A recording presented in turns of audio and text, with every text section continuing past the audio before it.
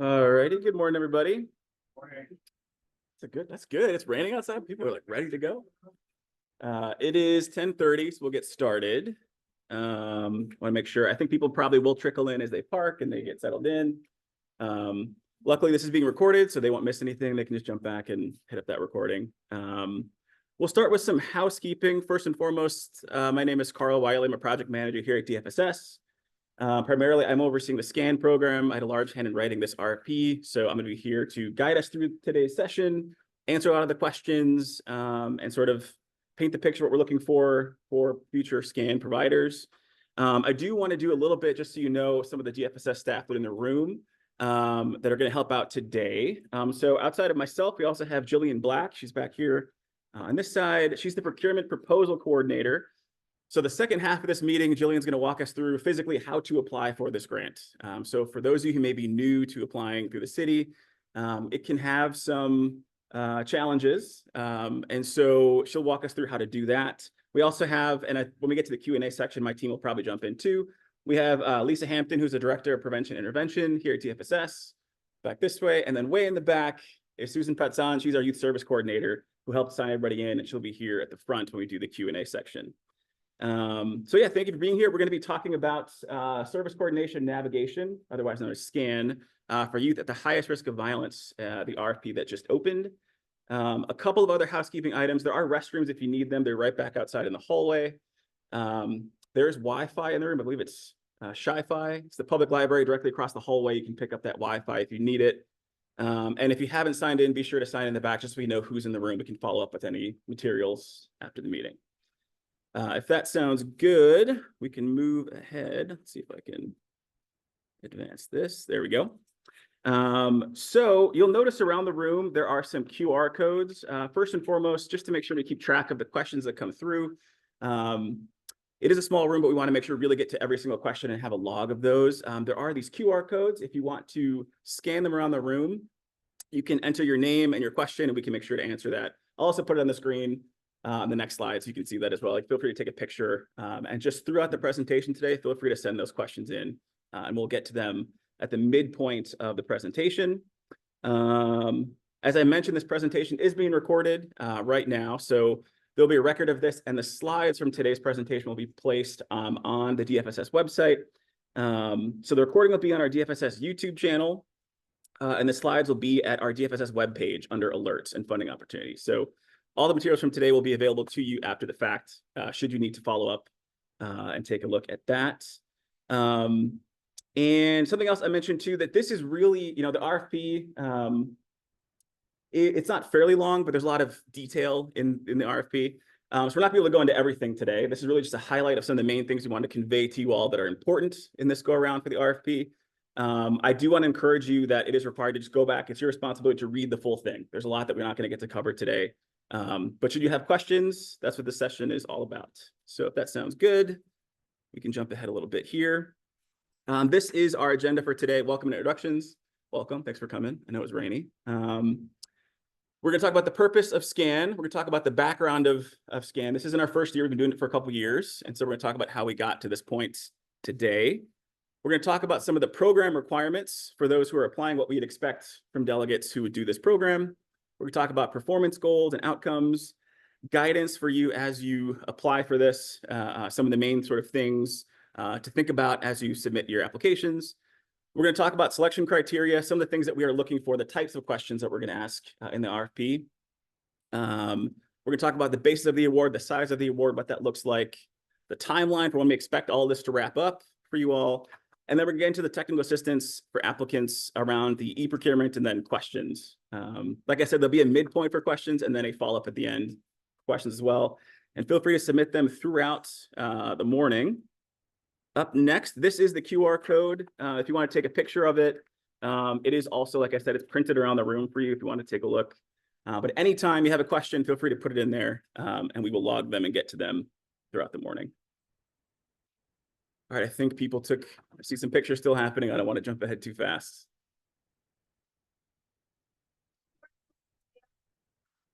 They're also printed. There should be some of them on the back of the chairs. We tried to really put them all over the room because it's like you don't have to try and dig around for the QR code later. So it's on the screen, but it's also in the room. All right, let's get into the actual bulk of the meeting, the purpose here today. So the purpose of this RFP, the Department of Family Support Services is seeking to fund community-based organizations with experience in providing intensive community-based navigation services for youth 14 to 21 who are at the highest risk of violence across the entire city. That's in a nutshell. I mean, it's a lot, but that is the nutshell of what SCaN is looking for in this current RFP. Service coordination navigation, as I mentioned, that's the acronym for SCaN, is for youth that we've deemed the highest risk of violence. And we seek to provide funding for delegates to support these young folks, mainly find stability to resolve unmet needs, to increase their sense of safety, and to strengthen their ability to mitigate future exposure to violence. So we're really trying to make sure that young people who are at the risk of violence have the support they need to not fall into violence and experience that and sort of end up in a cycle of violence. In the box at the bottom left of the screen is sort of our main theory around this work, right? That youth at the highest risk of violence are likely to have unmet complex needs that lead to further involvement with violence. The main approach of SCaN is to pair young people with a full-time navigator. This person is a skilled person in the community who helps them sort of, I mean, it's in the title, navigate the systems that young people need to find stability. And with that support, they will achieve youth-identified goals. We'll get more into that sort of down the road. Youth are also connected to support services, so relevant resources around the community. You might call these referrals, relevant referrals, and assistance in establishing a strong network of support. If you dig into the RFP, there's a lot we talk about around this network of support, but we know that that's a protective factor around violence. It's not a universal sort of shield, but it is a positive impact on a young person's life to avoid in situations of violence. So we'll jump ahead here. Background, a little bit of context. So the Youth Service Division as a whole has programs that are aimed at young people 6 to 24. So we really run the gamut of youth programming from very young up to 24. And the idea is to help them support their growth, development, and overall success through our division. SCaN actually started way back in 2020. This was through an intensive review of internal programs. We had a couple of other programs that were operating, and we collapsed them into a single program that sort of focused on this navigator model. It's really an emergent model across the country, but it is something that shows great promise, right? Youth really connect with one person, they build that rapport, they build that trust, and then through that relationship, that's when the goals start to get accomplished. So we collapsed some programs to really focus in on SCaN. Specifically, also, the program does fit into the broader Mayor's Office of Community Safety People's Plan around safety. So this directly ties into Youth of Highest Promise. These are young folks at the risk of violence. We are targeting those young people with support. And then additionally, this holistic investment in community safety, right? It's not just about how can we, add more policing for young folks. This is specific around how can we support young people to make safe decisions and avoid situations of violence. So it's a very holistic approach. Something that is different in this go around than for folks that may have been a part of SCaN in the past, the funding is now only corporate City of Chicago funding. So previously we had a mix of COVID area ARPA funds and City of Chicago funds. Going forward, starting at the top of next year, it's only going to be City of Chicago funds. There will be no federal funding tied to this program. We've also included at the bottom of the screen some information about the previous iterations of SCaN, the RFP. The last time we released this in 2024, we had 60 applications. We've total funded 18 agencies at 21 locations across the city. And the funding varied from $220,000 up to $440,000. And that was a mix of ARPA funds and corporate funds, as I mentioned. And again, if you have any questions about this, sort of the broader picture of SCaN, feel free to start putting those in the question QR code. Continuing on the background and context for SCaN, we want to talk about program outcomes and demographics. Who are the youth we're serving right now in the program and historically? So from the inception of SCaN, although it sort of was conceived in 2020, it was really operational at top of 2021. So that's when we start the full data collection for the program. January of 2021 through May of this year, we have served 2,156 youth total.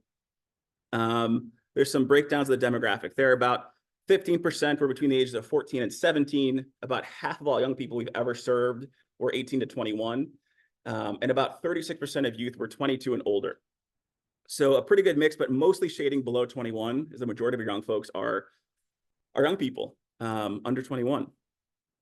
Getting into the racial demographics of the program, we've had 80% of youth in this program have been identified as Black or African American, 12% as Hispanic or Latinx, and 4% as other, 4% as chose not to identify. So predominantly, these are young folks under 21.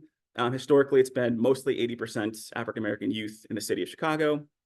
And then getting into gender breakdowns, almost a 3-to-1 male to female identified.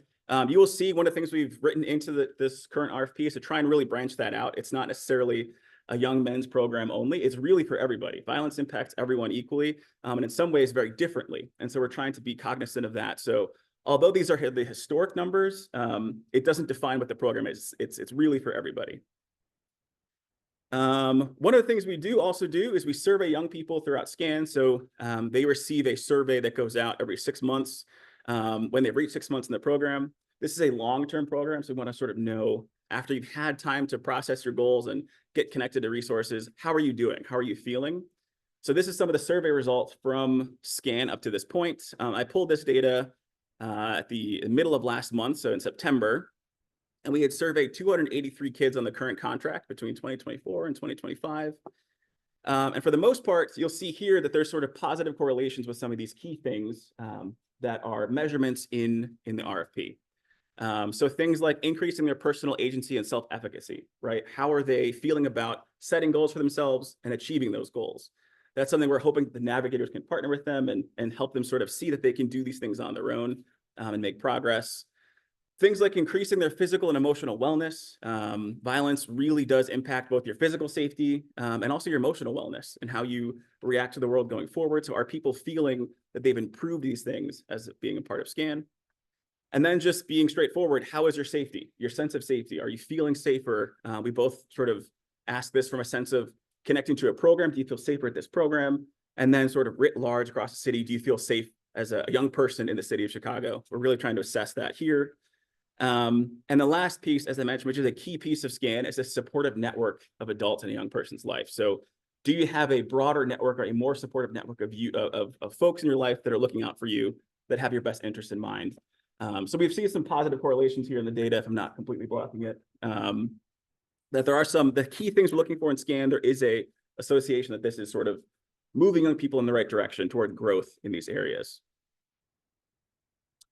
I want to talk about some of our key principles for this program. I think this is getting further into like what the secret sauce of SCaN is. I think these are some of the most important features. First and foremost, it's youth-driven. So although we may have been doing this work for a long period of time and we might know that there's certain things youth have to have, everything starts with a conversation with the young person of what would you like to do? What are your goals? What would help you feel safer? It's youth-driven in that even if we know school is a really good thing to be a part of and work is essential and necessary, it's not something that we're going to force on young people. They can come to that decision on their own, and navigators are the people that are listening to when they're ready to make that decision. So it is youth-driven through and through. Secondly, it is about stabilizing unmet needs. We know that just when you are having a tough time getting your basic needs met, situations of violence can arise. And so trying to cover all the bases, whether it's housing, if a young person would like to get connected to food pantries, those sorts of things, really whatever they need to feel stable, that's where we're trying to meet those unmet needs. As I mentioned before, increasing self-efficacy, helping young folks set goals for themselves, right? They're defining the goals, and then the navigators help them reach that goal. And hopefully they feel like, oh, I want to get back into school. I got back into school. I can do things. I know how to sort of set the process and do things on my own to learn that process. Fourth, increasing networks of supportive adults. You'll sort of hear a common theme throughout. These are some of the main principles of SCaN. But that social network of people who care about you is really critical. One of the things I didn't get a chance to mention in the survey data is we ask youth just blanket questions of, what's on your mind. Is sort of like, they can qualitatively respond. And many will just talk about the people that are looking out for them, whether it's a navigator, whether it's reconnecting with their family. It's these support networks are the protective factor for violence. So this is a really key piece. For any folks who are currently operating SCaN, you know that data is a big piece. Myself and Susan are constantly in your inbox about getting the data in. It is important that we measure how the program is working. It's not just enough to say we feel good about it, but is it actually doing what we've intended for it to do? So data is key. Everything that's done is tracked in our database. And we have regular meetings where we talk about the data and help people understand how to really do the program. And then some of the other key components, it's enrolling young people at the highest risk of violence. This is different than an after-school program. It's different than a job program. It's different than a mentoring program. This is intensely focused on young people at the highest risk of violence. So what you'll see is that if a young person pops into an organization and says, I'm really looking for a summer job, SCaN might not be the right fit for them, right? Because there's other programs that would fit that immediate need. But if someone has, and you'll see the eligibility criteria as we jump into it, but if they meet these eligibility criteria and they would like that one-on-one support for a long period of time and they're eligible, this is the right program for them. And then lastly, this kind of ties back to the first piece around youth-driven, but an individualized service plan. This isn't a group program. It's not something where you have 20 youth in a room and you're asking them if they feel safer. This is one-on-one. So navigators have a caseload. They're working one-on-one with a young person. Once they've made that plan, that's sort of the marching orders going forward, right? If school's top of the list, let's figure out how we get into school and let's start talking to different schools and where are you at? Every young person has their own path in SCaN. So those I think are really key to think for folks that are planning on applying to sort of how do you anticipate these features being a part of your application. I do want to mention this. This is our SCaN youth model. I specifically want to mention this because there are questions on the RFP around this. So just to give you a basic understanding of how the model really works. It's really broken into 3 phases. So you will have questions about this outreach phase, which is like the sort of the first introductory phase for young people getting connected to the program for the first time and weighing out their eligibility. So just for your familiarity, there's also this middle phase, but sort of gets into, we talked about the goal setting, where young people are creating goals or thinking about what is their priority, what helps them feel safer. And that's in partnership with the navigators. If they're not eligible, obviously, this would be where we would hand them off to a different program, make sure they get support elsewhere, but they would not be eligible for SCaN.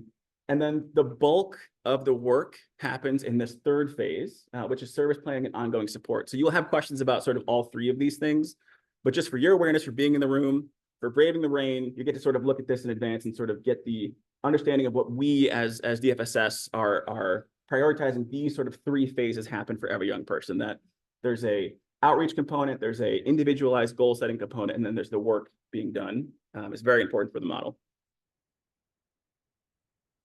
Jumping ahead, getting into some of the program requirements, I think this is where it starts to get technical about some of the differences of SCaN that's happening on this go around versus if you've been familiar with SCaN in the past. So we'll start at the top left in community areas. One of the big major changes of SCaN going forward is that it is citywide now. So there are, if you're within the city limits of Chicago, SCaN young people, as long as they meet other eligibility, they are eligible for this program. As I mentioned, we started way back in 2020, and the areas that we were covering were much smaller. People had 1 to 2 community areas, which we'll talk about. Yikes. Sorry, I thought I closed that. So it covers the whole city of Chicago, right? So there is previously what we had was smaller zones. So you had these young people who otherwise met perfect eligibility, but because of where they lived, they weren't eligible for SCaN. So now it is citywide. So as long as they meet eligibility and they're in the city of Chicago, they're eligible for SCaN. So that is, I think, a first major change. It's also, the city's divided up into 6 regions now. So as you're applying, it's going to be very important for you to understand and locate where your region is. We will talk about that moving forward a little bit. There's a table, I'll show you a graph sort of the whole city. But we'll get into more details around how to locate exactly where you are, because I think for some people it can be confusing. We use community areas and not neighborhoods or zip codes, which we're mostly used to as Chicagoans. So I want to talk about how to find exactly where you are, particularly if you're on a border between 2 zones. We want to make sure you're applying for the right area. Program eligibility. This is a change from the current model that we're operating now. So SCaN eligibility ages is 14 to 21 at time of entry. Currently, the program that we're running right now is up to 24. It's being right-sized down to make sure it's a youth-specific program up to 21. So as long as they enroll by 21, they're good. And it's a long-term program, so they can be 22, 23, 24 even if they're in the program, as long as they get in before they age out. Another criteria that I think is important to understand is young people have to meet 2 of the 3 criteria here. This is also a change from the current model. We had 4 criteria, now we've reduced it down to 3. Again, trying to really find the youth at the highest risk of violence. So young people that have to meet 2 of these criteria: previous or current involvement with violence. We'll get more into detail about that. Previous or current justice involvement, and actively street engaged. If they have 2 of 3, they're eligible for SCaN, assuming that they're in the same age range. Program location, this is a slight change from the current model. But as I mentioned, every site has to be within a region. So as long as you have a brick and mortar space in the city of Chicago that you want to use as your location, that should count, as long as you just apply for that region. If you're in region 1, that's where your space is, apply for region 1. Program site locations are going to be verified before programming begins. One of the things we want to do is make sure that it's not sort of we will figure out a program in region 3. We're not there currently, but we're going to try and expand that way. This is not the time to do that. If you already have a space identified, that's a space you should apply and use that space. Another change, schools or other sort of limited or restricted access spaces will be no longer allowed as SCaN program sites. There's much more detail about this in the RFP. We sort of walked through the reasoning, but I'll give sort of a condensed version. SCaN is about meeting youth and having them access programming. If you have a 21-year-old young person who wants to get access to SCaN and your SCaN site is in an elementary school, how easy will it be for that young person to access your services? We saw that happen quite a bit. So we want to make sure that if a young person is reaching out and saying, I would like support for this community, they don't hit roadblocks of even going to the space and being able to access it. So schools, while schools will be good partners to partner with to find young people who are eligible, you can't operate out of a school for this contract. There also are required meetings. This is the same, but I want to make sure to stress it for folks here. This has unchanged, but what we do is we do monthly meetings called active contract management meetings, where we review the data. We talk about issues people are having. We talk about how to problem solve, and really we lean on the experts. So the program managers who do the work are sharing with each other. So if they're really good at finding referrals, they're talking to other folks about, here's how we find referrals. And it's less of sort of us telling folks what to do, but more of experts in the room sharing what they're doing and building each other up. So I really like these meetings. I think they're great. We will continue those on the next contract. Any questions about these, feel free to put them in the QR code, and we'll get to those at the break. Moving ahead, so talking about the program size. So this is an update on this contract. So every agency, when you apply, there's a flat number of 45 youth you're applying for. Previously, we had 30, 45, and 60. We've moved away from that model. It's too much variability. I think people, it was difficult for some programs who either shot for 60 and really wanted 30 and 30 and could have handled 60. So we thought a healthy median was 45 youth across this, this contract here. So you will apply for 45 youth per agency. The budget here, DFSS budget is $351,000 per contract year for the 45 youth. And we also are requiring a match, a 15% matching funds for this grant. For any of the folks that are currently on SCaN, we've been sort of letting folks know for a while that this was coming because I think you want to make sure to prepare your funds and get that ready. So there's an expectation that everyone will set aside 15% or $52,650 as matching funds in the grant. And you'll see later we ask you to sort of talk about how you plan to use those funds if awarded. We also have set a minimum operating budget for this application. So as long as folks are over $175,000 in your annual operating budget, you're eligible to apply for this. The thought process being it is not that we don't appreciate smaller nonprofits. I think they're doing incredible work. This is not sort of this is an intensive program, and you really have to have like established programming and have a foot in doing some of this work and having programming rolling. It's not something that if you're just starting and have no funds to really try and dig into SCaN. We do hope people come back later when they've reached that threshold and apply at subsequent grants. Program completion. This is an important feature. So when do young people complete, quote unquote, SCaN? What does that look like? SCaN completion is based on youth achieving 3 goals. They have to have completed 3 of their identified goals in the course of the program.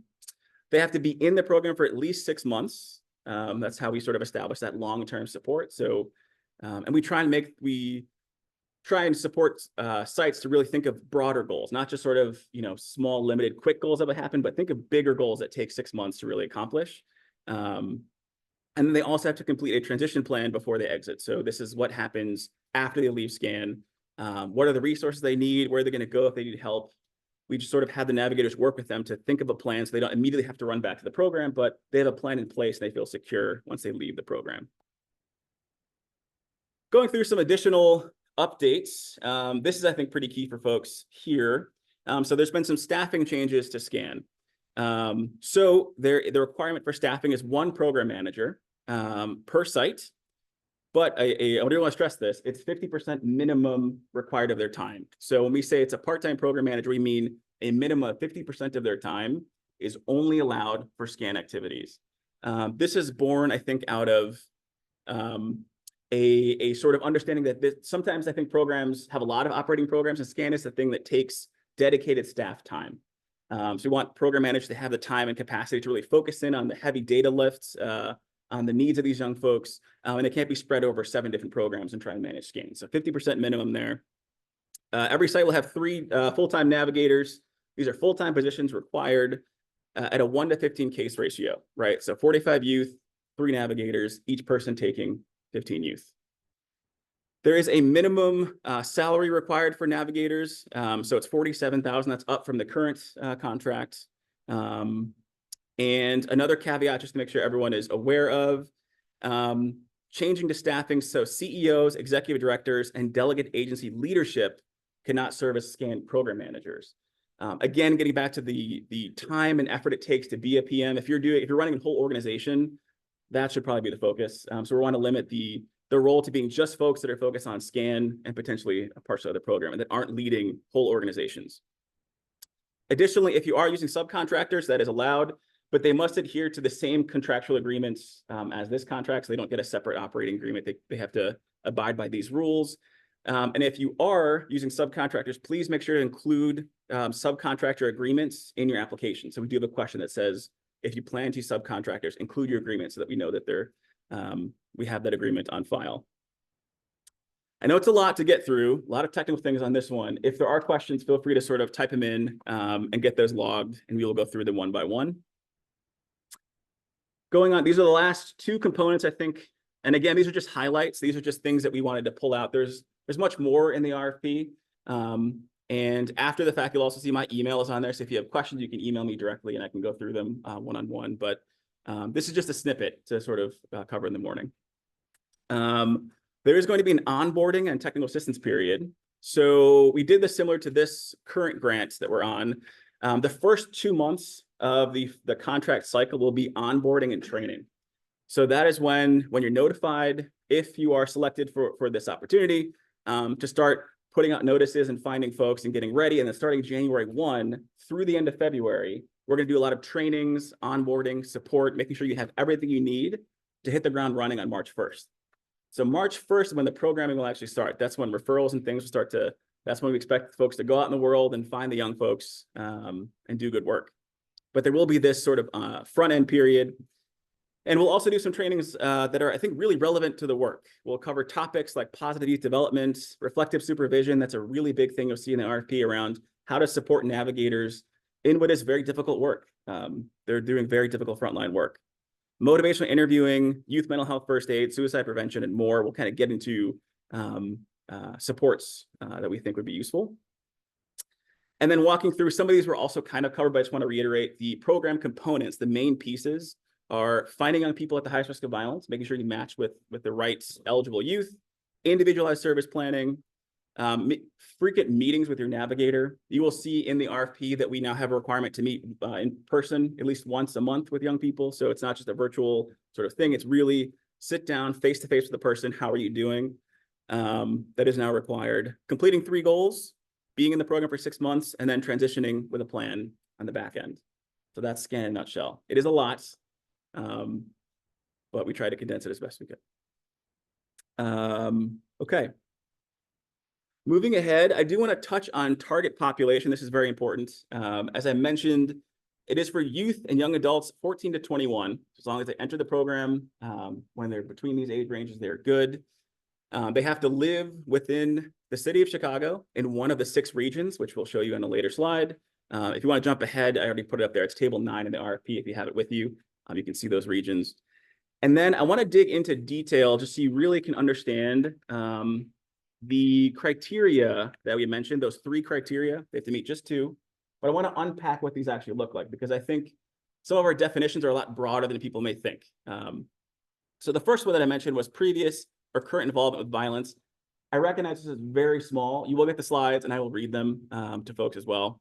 But what we mean by current involvement with violence is the young person was either a victim, a perpetrator, or witnessed violence.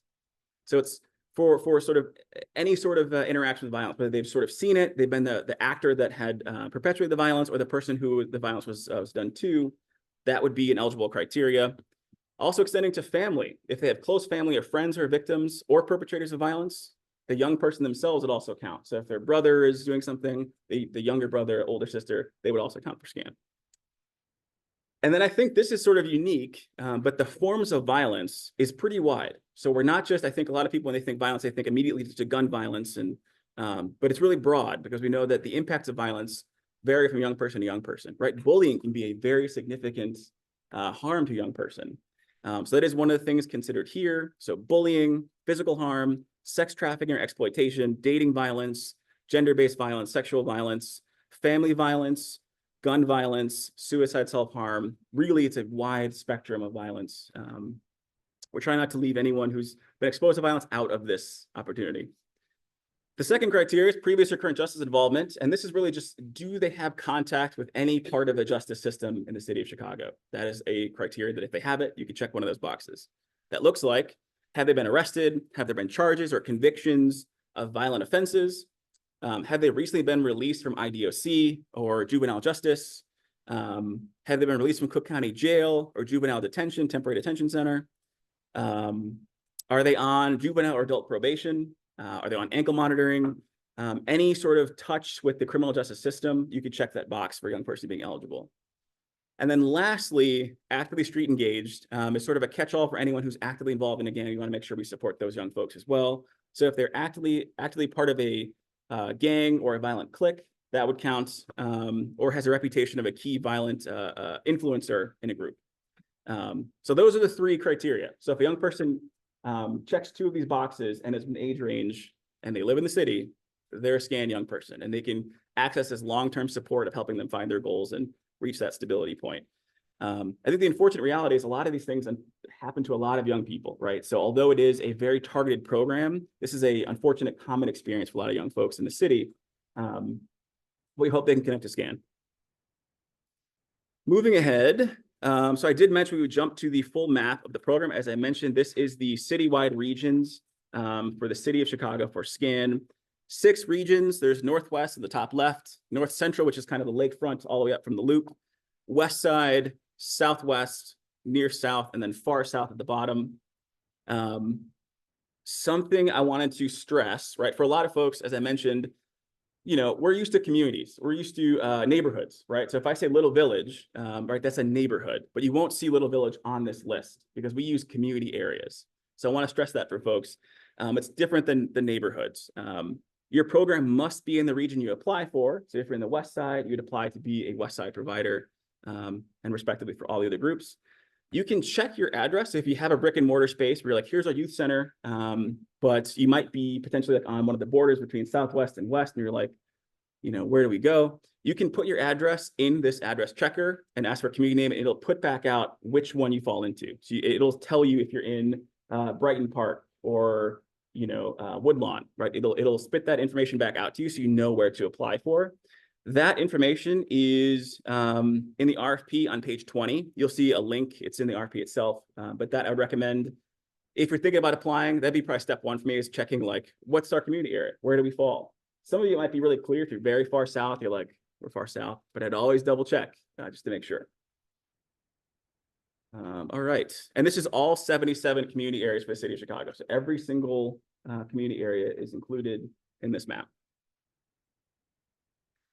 Something I will say, if you, let's say, are a North Central provider, but you really wanted to provide service in Northwest, but you don't have a brick and mortar space there. As I mentioned, you don't want to apply and then try and figure it out. But what you could do is partner with a provider that's already there. So if there's already someone that has a brick and mortar space in Northwest, and they have a space to operate out, you can apply together, and I would put the Northwest person as the lead applicant of that application. And that might be a way to sort of expand into areas that you may not have access to. you are allowed to partner with folks in this application. All right, talking through some of, as I mentioned earlier, we showed some of the SCaN survey data that was on the screen. We're using some of the exact same program performance and outcome goals for SCaN. We've added a couple. You'll see it's a little bit different than the slide we went to earlier. You'll see the percentages of our targets on the far left, but some of the same things, familiar faces, increasing personal agency and self-efficacy, right? Setting and achieving goals is really important for SCaN. Increasing their network of supportive and caring adults is very much top priority here. But now we're adding some things, increasing their feelings of safety, right? So we're going to continue to ask about their safety in part of programs and as a young person in the city of Chicago, but we're getting at their feelings of safety here in this question. And then we're further diving into that with asking youth if they're identifying a reduction in violence. Can they think of a time that they avoided a situation of violence as a result of being a part of SCaN? It helps us sort of talk about this program as an intervention for young people. And then moving down the list, and this is sort of operationalizing what we're seeing in the data already, but asking if youth are identifying that navigators influence their decision-making in a positive way. Youth are already telling us that, but we want to measure what capacity that's actually happening. So that will be a thing that we're going to be screening and checking now. And then lastly, getting back to goals, we want 100% of youth to complete 3 goals in the program. They enrolled, that's the end of our point, is completing 3 goals in the program.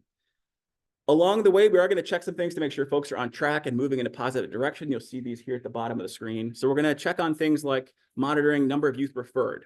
Are you going out and finding young people? If it's been a couple months and there's no youth in your program, what's going on there? Where can we tap in for support? Checking number of youth who have completed the individualized service plan, which we call LifeWorks. That's getting more in the weeds, but that's a tool that we use to sort of help youth conceptualize what they would like to focus on. Achieving goals, service connections, otherwise referrals. Most folks call those referrals. We call them service connections. Transition plans completed, and how many kids complete the whole program. So we're going to kind of keep an eye on those things to help move people along, delegates, and add support where it might be useful. Okay, so we're going to start talking about some of the main sections of the RFP, the selection criteria. So you're going to see whole sections of questions around community involvement, things like that. We're going to walk through those piece by piece. We're not going to go through all of these things, but I am going to highlight some things that I think are worth focusing in on if you are applying, some key things to really consider. So these are the first sort of 3 questions you'll see in the RFP. These are sort of the response criteria that we're looking for. But I want to shout out the very first one, which I think typically has some issues with folks when they apply. Well, you'll notice we ask respondents to provide details on the strengths, assets, challenges, and needs of the specific target population youth, 14 to 21, the whole thing. What we typically see happens when people are applying is they will see those things, strengths, assets, challenges, and needs, and then just say strengths and assets and move on. We're asking for 4 things here. And so I want to make sure that, don't leave any of those off. I will say that these questions are very intentionally written. So if we're like, here's these 4 things, I would bold them. Here's the 4 things I'm responding to, right? I wouldn't hide your answers anywhere, and I wouldn't leave anything off either. So this one typically trips folks up. We will see, we ask for 4, we get 1 or 2 back. And I want to make sure you have the best possible opportunity to gather points. And so I wouldn't leave anything off on that question. And additionally, if you have questions about these things, definitely keep putting them in on the QR codes, and we'll get to them just after this section. We're going to, I think, take a break for questions. The next area we're going to look at in your responses is around organizational capacity. What is your agency's capacity to do this type of program? As I mentioned, it's not like a first-time program where, hey, we just got our 501c3, we're going to jump into this thing. It's like this is a tough program. Anyone who's done SCaN, see some nodding of some current folks that do it. It's kind of tough. And so we want to make sure that you have the capacity to do it. One of the key things I would focus on here, I think, is thinking about your history in providing this sort of navigation services. Like I said, it doesn't mean that you have to have done SCaN already, or even a very like the same model. But if you've done something similar, I would talk about how similar it is to SCaN, how you've interacted with certain agencies and key providers, and talk about the history of working with those folks. You don't have to be an existing provider, but you have to show your capacity to do that work. So I would definitely shout that part out here. And let's see, let's jump ahead. This is a lot of text, I apologize. And we're not going to read all of it. But there's one specific question I would say, I mean, my personal opinion, having written this, I would say one of the most important questions in the RFP is this bottom one here. And I'll walk through that a bit, but the respondent, those who are applying, create a detailed step-by-step narrative to walk us through the process of an experience of a young person, an eligible young person going through your program, right? So we're not asking you to talk about, we didn't give you a template of a person. We said, you tell us how a young person will walk through from start to finish of your program. What does it look like? We specifically ask for things like talk about your outreach and engagement with the young person. How will you assess and complete goals for the young person? What's your strategy for that? How will you increase their supportive network? What's your thinking around how to do that? And then lastly, how do you transition and then roll them off of the program, right? So this is a huge one. You'll see when you get in there. It's, I think, one of the more intense questions, but it is the most important one. So I would focus some time for sure on that question. Moving right along, performance management and outcomes for your program, right? Like I said, this is a data-heavy program. We want you to sort of show your ability to monitor, track, and report your outcomes for programs. There's a lot of things here, but one thing I would shout out or focus in on for you all is this bottom one here as well. Getting back to talking about the outcomes for your program. How do you measure them? What are some of the current outcomes you have? Whether it's a SCaN provider, if you're already doing SCaN, talk about your SCaN program. If you have a similar program that supports young people, whether it's a housing navigation service or whatnot, talk about what you've collected and done for that program. So we can see your ability to distribute data and report back to us of tracking those outcomes. I think it's a very important one there. Moving on, talking about the budgets. So we will ask everyone, we said, there's that flat amount that everyone is applying for. But really the key thing here I would focus on for your budgeting and budget justification is this middle question. I think this to me is one of the more important ones here, but you want to explain your budgeting decisions, right? You get to break down the staffing costs and all the sorts of things in the budget sheet, which is in the application. But the key thing I think is really important is to explain how you're going to use this 15% match. All right, everyone's required to put up 15% as part of this program. Talk to us about what you plan to do with that. Is it going towards staff training? Is it making the program manager full-time? However you're going to approach that, right? That's up to you, but we want to see you explain that decision as well. And then lastly, we want folks to attach their 990s, which is their tax forms, their 990 forms. It can be, and I know, it may be tough to get forms currently from the government. So if you can use 2023 or 2024. If you have either of those, both of those would count in this instance. So not the most recent one, but you can go back to 2023. We would also accept that. Okay. And again, I think I already touched on this here for these specific attachments, 2023, 2024. The subcontractor agreements, if you are planning on using subcontractors, include those agreements that stipulate what their work is and the arrangement there, if applicable. If you're not using them, feel free to skip that portion. We are getting close to, I believe, switching to, oh, no, there's a little bit more. So every evaluation is going to be weighed on their strengths of their proposal and the responsiveness to the selection criteria, meaning, did you answer the full question, right? I wouldn't sort of like fluff answers here. It'd be like, if we asked for 4 things, I would just respond to the 4 things and sort of be as direct as possible. When you can like bold things and say like directly responding to the thing, I think is the most easy way because we can review that and zoom in right on what you're trying to say. Failure to submit a complete proposal or respond fully to all the requirements may make your submission subject to rejection. So try and complete the entire piece. I do want to highlight that the commissioner ultimately has the final review of recommended agencies. And so they may reject, deny, or recommend agencies that have applied for grants based on previous performance and need. So that's all to say that if you are currently contracted with the city, your performance may be impacted. It's up to the commissioner's discretion how to pull that in there, but just so you know that is something that can be weighed here as part of the process. Let's see. I think those are all the big things here.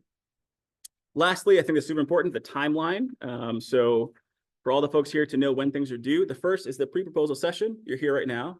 So that's done. Check that off your list. The due date for the pre-proposal questions is October 9th at 5 p.m. So you can submit your questions up to that point. And applications are due Monday, November 4th. Sorry, November 4th. I don't think it's actually Monday at 12 p.m. Central Time.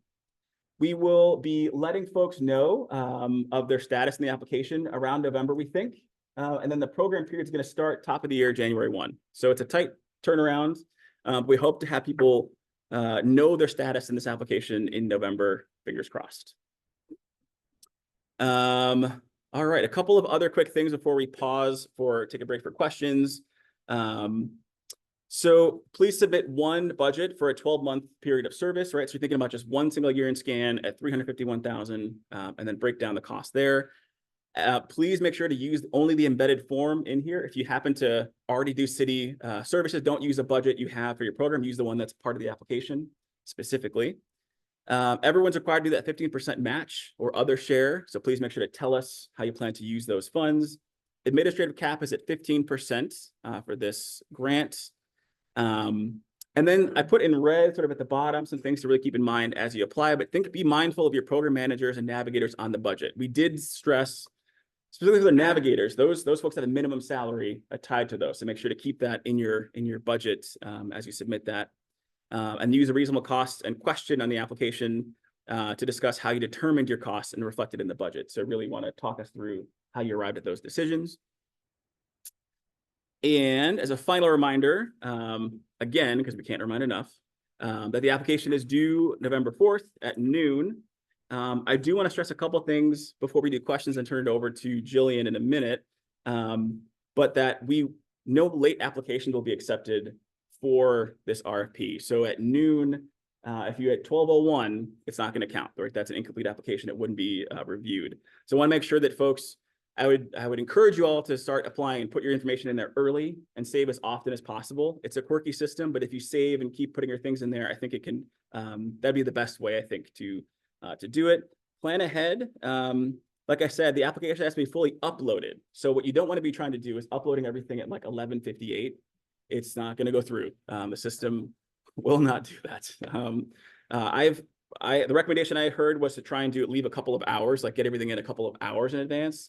It has to acknowledge your attachments, and it can be a little quirky. So if you can, give yourself a couple hours grace. If you can give yourself like a day or two to put in there, if you happen to be like an early bird and get it done, I would do that. And you should avoid some of these big things here.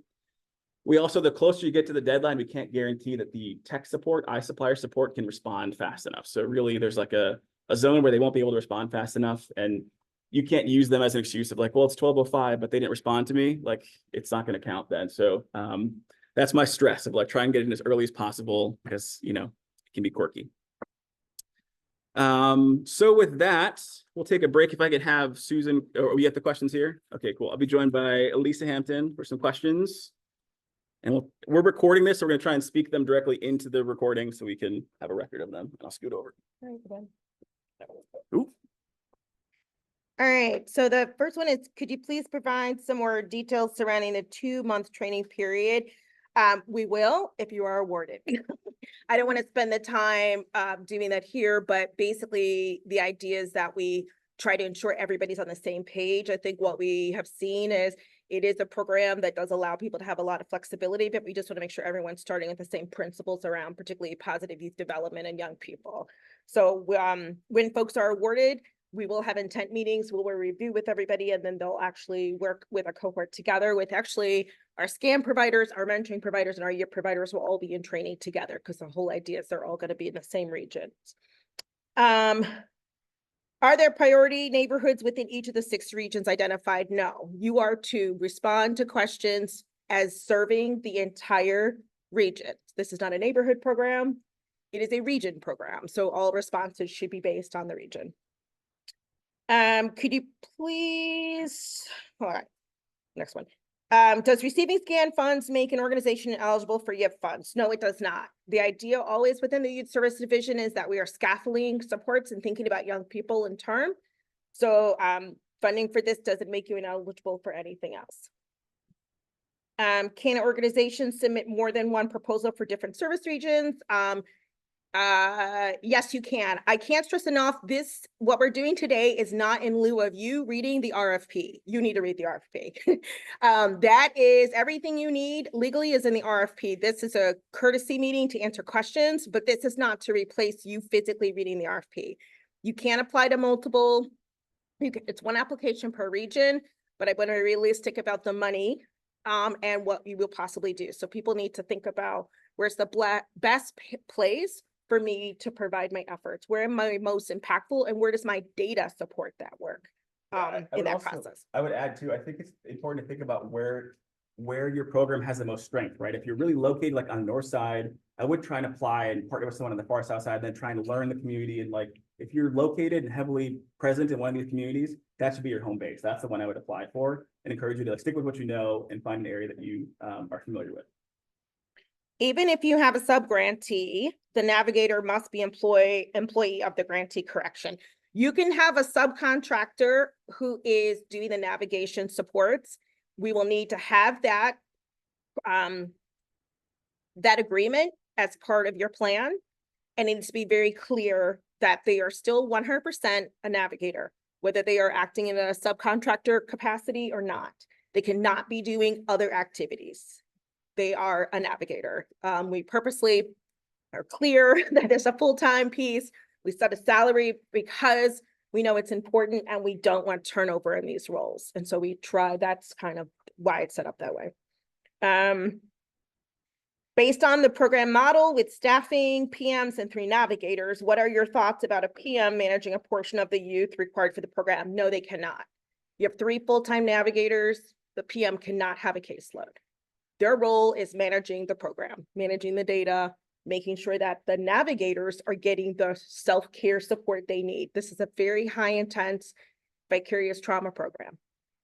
And so the PM is not carrying a caseload. They need to be focusing in on supporting the navigators, and they're making sure the success and that they're able to actually provide self-care to them so that they can actually be actively engaged with young people. Will the change in eligibility requirements affect current participants in SCaN organizations that are reapplying? This is a competitive process. There is no rollover. So everyone starts the same place here for this process. So if you're a current provider, your job is to talk about what you've currently done and how you've shown up in the space. So it is a new year, start 2026. So there is no rollover.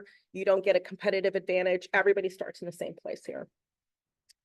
And what does Street Engage look like? Carl reviewed that. Once again, please review your RFP to think about what that is. This is also an opportunity. I would stress that if you are not working with street outreach services, this is the place that you need to explain how you will and how you are.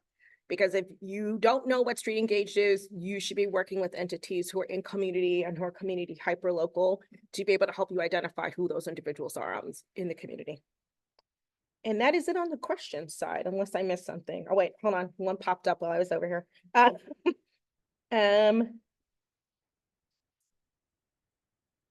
Is the program funding capped at 45 at 351? Yes, it is.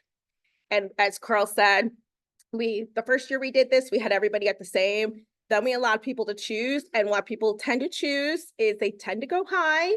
And that's it. And what we see is that we're not able to serve as many people, but also people overstretch on their capacity. So the idea is that is a non-negotiable. It's 45 participants, and their word is 351. So we made your job easy on the budget side. You just have to, that's easy. So that's, and then talking about some other people at this moment in time, that's kind of how it's structured. Is there anything else? Let me pop up one more time, see if there's anything else. I think that's it. Awesome. Cool. To Jillian.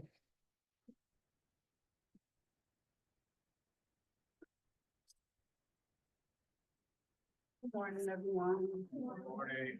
My name is Jillian Black. I am the procurement proposal coordinator here at DFSS. And our most important application tip is to start your application as early as possible and to save it as often as possible. If you have never done business with the city of Chicago, please register into iSupplier as soon as possible. Review the RFP narratives and application questions closely. Remember that they align with the scope and the selection criteria.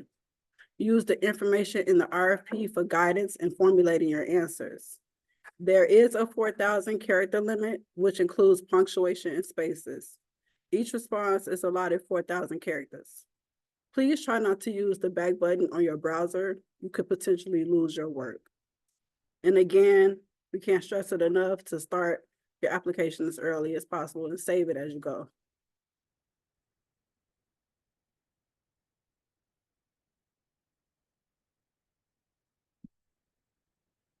Okay.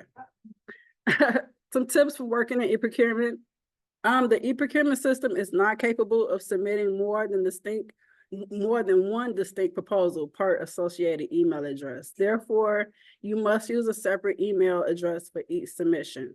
So for example, if you wanted to submit an application for more than one region, you would need to use two separate iSupplier accounts and two separate email addresses for your submissions. You can submit your application and later amend it up until the due date at 12 noon. Avoid the rush and possible mishaps by submitting early, and plan on your submission taking approximately 30 to 60 minutes. Again, late applications cannot be accepted.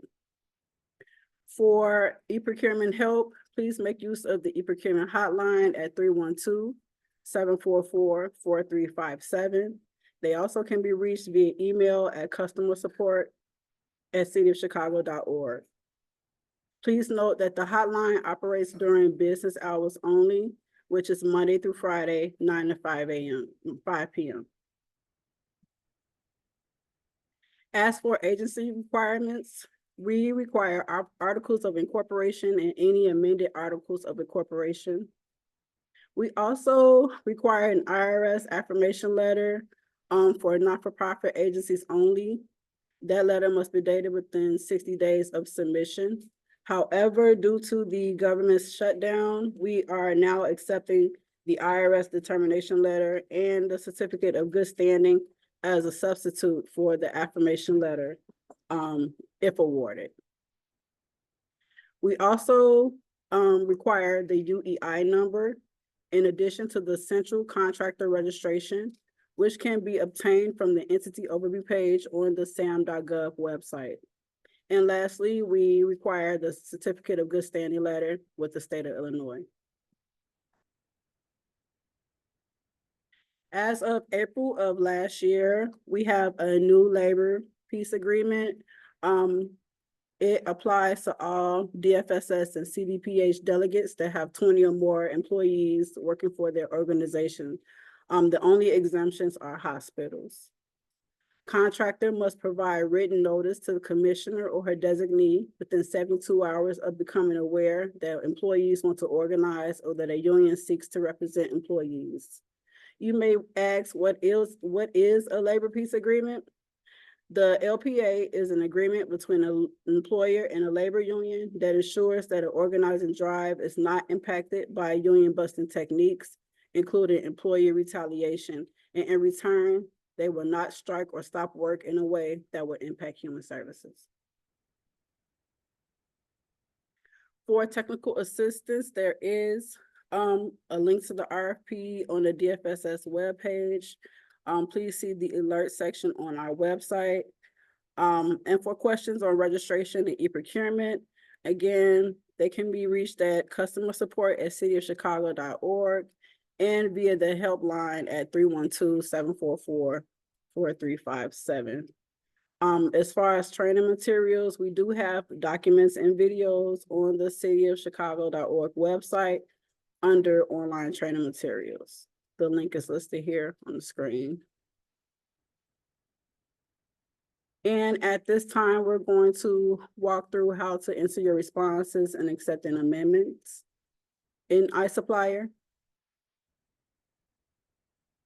Step 1, you would create the quote from the drop-down menu and click in the actions box and click on go. And that will take you to the application page where you can get started. If the RFP you are interested in has been amended, and in this case, it will be, you will need to acknowledge and accept the amendment to start or submit your response. And to accept the amendment, you must click on View Amendment History. Step 2, to begin the acceptance and acknowledgement process, follow these steps after clicking View Amendment History. First, you click on the document number. Next, you click on the infinity or eyeglass icon to review the amended changes to the RFP. And thirdly, you click on the Acknowledge Amendments button to acknowledge receipt and understanding of the changes to proceed. And by acknowledging the amendment, you are indicating that you are aware of the changes made to the RFP in the amendment. When you get to this screen, you click on the I accept checkbox and then you click on Acknowledge. Next, you click on Yes to indicate that you confirm your acknowledgement of the amendment. Finally, you click on the checkbox that you accept the terms and conditions, and then you click on Accept to accept the terms and conditions. And that is the final step in accepting the amendment. Once you accept the amendment, you can move forward with submitting your application, which we will go through at this time. So when you are ready to submit your application, meaning that you've attached all required attachments, that you answered every requirement question to the best of your ability, you start by saving your draft one last time, and then you click Continue. If you are missing information, you will be given an error message up at the top of the page, similar to what we have here. Usually that error message is directs to something left undone in the application. So in the last example, the error message indicated that the lines found under the Lines tab had not been completed. In this example, the error is about an unanswered question in the application or the requirement section. The quote value refers to your, in this case, missing answer. Once your application is free from errors, you are ready to proceed and submit. And at this point, clicking Continue should put your application into the review and submit phase. Once you see this screen, this is like the summary screen, and it's your last chance to review all of your data and to confirm that everything is accurate. So please use this time to check your attachments and scroll to the bottom of the screen to see all of your responses. And at the very bottom of the screen, you'll be asked to provide an electronic signature. Please be sure to fill in that signature before checking the box. Once you check the box, you can finally submit your application. Once your application is submitted, you will receive a submission confirmation screen, similar to what we have here. That the e-procurement system will also send a confirmation email within 24 hours of your submission. However, you can email me if you desire confirmation prior to then. Again, my name is Jillian Black, and my email is jillian.black@cityofchicago.org. Any last questions? And we can ask. Whoever asked this, I'm gonna ask you for clarification. So the question is, can we provide support expenses? I don't know who sent that. If you're here, I need a little bit, yeah, sure. I need a little bit more detail about what you mean. Yes, so the question is, can we provide support expenses? So in the RFP, under allowable expenses, part of the, it sort of gives you examples of what's allowable, and then part of your question 5 under reasonable budget, you need to justify what you think you're gonna spend funds on there as well. So yeah, and I think that's it. Let me see if there's anything else.